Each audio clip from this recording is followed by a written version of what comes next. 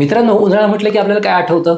तर ice cream, cold drinks. परंतु तुम्हाला हे माहिती आहे का, की उन्हाळ्यामध्ये आपली भूक जास्तीत जास्त कमी झालेली असते आणि हिवाळ्यामध्ये हीच भूक अतिशय जास्त झालेली असते आणि तिच्यामध्ये अतिशय जड गोष्टी पचवायची सुद्धा ताकद निर्माण झालेली असते. आणि उन्हाळ्यामध्ये ही भूक कमी का होते, त्याचं मी तुम्हाला आज कारण सांगणार आहे. तर उन्हाळ्यामध्ये आपली नुसती लाहीलाही झालेली असते, आपल्याला नुसता घाम येत असतो आणि या घामावाटे आपल्या शरीरातली उष्णता, आपल्या पोटातली उष्णता, आपल्या अन्न पचवण्यासाठी आवश्यक असणारा उष्मा किंवा उष्णता ही घामावाटे निरंतर बाहेर निघून जात असते. त्याच्यामुळे पोटामधली उष्णता बाहेर गेल्यामुळे पोटातल्या स्रावांमध्ये असणाऱ्या उष्णतेमध्ये अन्न पचवण्याची तेवढी ताकद राहत नाही.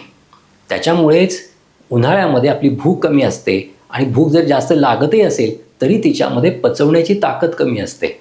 म्हणूनच आपण जर उन्हाळ्यामध्ये हलका आहार, पोषक आहार जर घेतला तर आपलं आरोग्य चांगलं राहतं. आणि जर आपण जड आहार घेतला तर आपल्याला अन्न पचत नाही आणि अन्न पचलं नाही की त्याच्यापासून विविध आजार होऊ शकतात.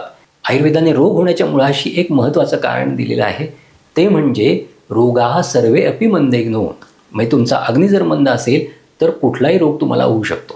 यासाठी उन्हाळ्यामध्ये जर तुम्ही तुमची भूक चांगली राखली, व्यवस्थित राखली, हलकं अन्न घेतलं, पोषक अन्न घेतलं, तर्पण करणारं, तुम्हाला तरोताजा करणारं, फ्रेश करणारं अशी सरबतं घेतली, तसं अन्न घेतलं तर तुमचं आरोग्य चांगलं राहील आणि तुम्हाला व्याधी होणार नाहीत.